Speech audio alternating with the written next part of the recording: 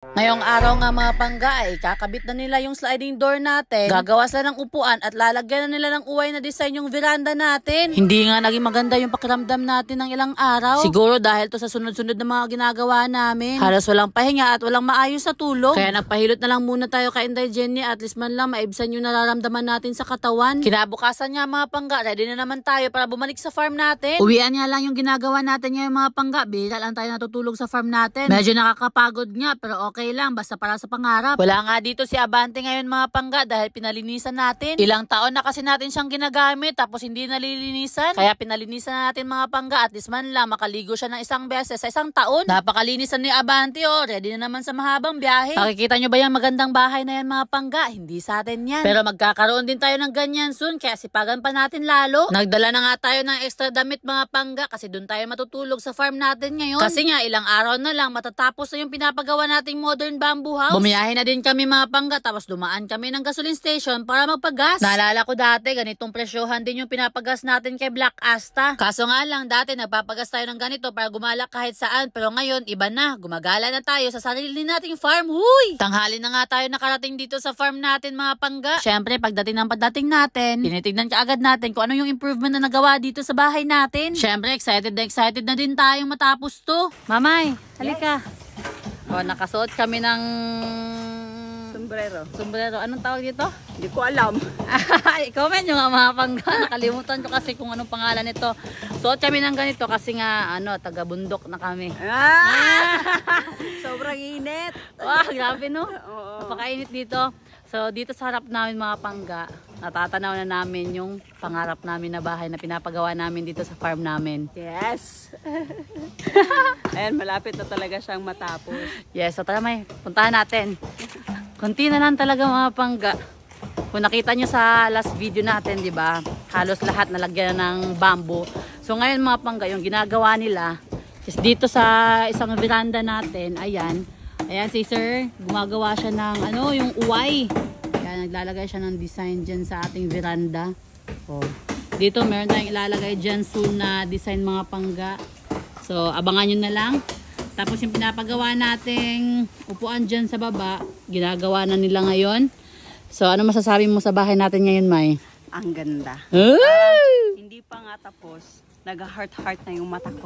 Nakaka-in love, no? Oo, kasi parang yung ini-imagine natin is ganito, nasa harap na natin. Oo nga, diba? no? Nasa utak lang natin dati. Oo. Ngayon, nandito na sa harap natin. Yes. So, dito May, tignan mo May. Yung din, dito sa harap na dyan sa harap natin na upuan, malapit na ding matapos. O, diba? Tignan nyo naman. O. Pwede tayo mag-gaganon dyan, relax pag pagod tayo sa mga ginagawa natin dito sa farm. Oo. Pagod tayo sa pag-asikaso sa mga isda natin. Dito na din, napalagay na din tayo ng upuan. Oo. Wala talaga yan sa contract. Oo. Kaso nga lang, napag-isip-isipan namin ni Inday Jenny na palagyan na lang ng upuan dito sa baba. Kasi, alam naman, di ba, pagod na pagod ka sa paglalakad dun sa baba. Tapos aakyat ka pa para umupo. Why not? Dito na lang sa baba. Diretso ka na lang upo pag nakarating ka na dito sa bahay natin. Di ba, May? Yes. So, Siyempre, pag may mga bisita din tayo, alam nga naman na pagod sila, paakyatin mo pa para umupo. so dito yung binalagay natin yung upuan na pinapagawa natin. Tsaka doon. So, dito, open yan siya dito mga pangga. So, papasok natin si Abante dyan soon. And may additional din tayo doon banda, extension para sa CR at saka sa natin, lababo. Sa baba. Lagayan natin ng mga plato, mga ganun. Dito sa baba, dalawa kasi yan, dito sa taas at saka sa baba. Sabahan nyo na lang soon pag natapos tong pinapagawa nating modern bamboo house. Kung excited kayo, mas excited kami na matapos to. So tara! Hala, tingnan mo, tapos na din yung lagayan ng gamit. Pero ikakabitan pa yan siya dyan, May. Tapos yung hagdanan natin, bamboo na din. Dali, kakit tayo. Dali. Tignan natin sa taas. Ay pa, busy sila. House tour ka pala eh. Hello, sir. Ayan. Ito yung natin, May. Yung door natin. Yung sliding door. Lapit na din matapos. Inaayos na nila, sir. Tapos dito din banda. Ayan. Lalagyan na ni sir ng bamboo.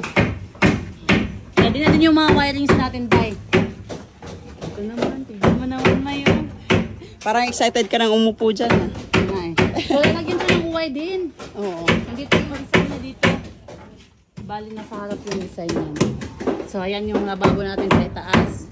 Sa kaalaman pala ng lahat, ito yung pinakauna na bahay na napatayo namin. Kaya naman, grabe yung saya namin ngayon kasi malapit na siyang matapos. Ganito pala yung feeling, no? Nasa lahat ng pagsisikap ay nakikita ka ng resulta. Hindi man kasing ganda at yayamanin na bahay tulad ng ibang mga personalidad. Masaya pa rin kami kasi isa pa rin tong achievement para sa amin. Nasa edad na 25 at 26 years old ay may sarili ng tahanan. Wala talagang imposible pag magtitiwala tayo sa Diyos at magsikap tayo para sa pangarap. Nakakayak lang isipin sa sobrang saya na ang dating walang-wala ay may bahay kubo na. Kaya hindi talaga kami magsasawang magpasalamat sa inyo mga pangga kasi isa kayo sa naging dahilan kung bakit andito na tayo ngayon. Kaya magpapatuloy kami mga pangga na gumawa ng mga masasayang video para sa inyo. Balik na nga tayo dito sa bahay natin mga pangga. Kinakabit na nila yung sliding door at saka yung sa bintana natin. Tapos dito sa baba, malapit na din matapos yung upuan natin. Nililinis siya nga ni Sir yung kawayan na ikakabit niya sa gilid ng upuan natin. Ayan, cover yan siya dyan sa gilid mga pangga para hindi tayo basta-basta mabulasot dyan sa gilid. Dito naman sa kabilang side na upuan natin mga pangga, malapit na din matapos. Yung frame sa sandigan natin mga pangga, kawayan yan. Pero yung design dyan sa gitna ay uway yan. Ito naman si Sir, tinatapos niya na yung storage natin dito sa ilalim ng hagdanan natin. Tapos yung ginagawa niya ngayon is yung pintuan. Ayan, ito na nga nung natapos na mga pangga, meron na tayong paglalagyan sa ating mga walis. Dito naman sa itaas mga pangga, nakabit na nila lahat yung sliding door natin. Tapos sabi pa nila mga pangga, bukas daw ay matatapos na daw ito lahat. Matatakpan na daw ng kawayan lahat at malalagyan na daw ng varnish. Pero kung napapansin nyo, wala pa tayong CR at saka yung dirty kitchen natin. Yun na daw yung susunod na gagawin nila mga pangga kapag natapos na tong modern bamboo house natin. At dahil maghapon na nga mga pangga, inahinay na kami maglalatag sa bahay natin sa taas ng sasakyan natin. Dito na nga tayo matutulog sa farm natin mga pangga hanggang matapos yung modern bamboo house natin.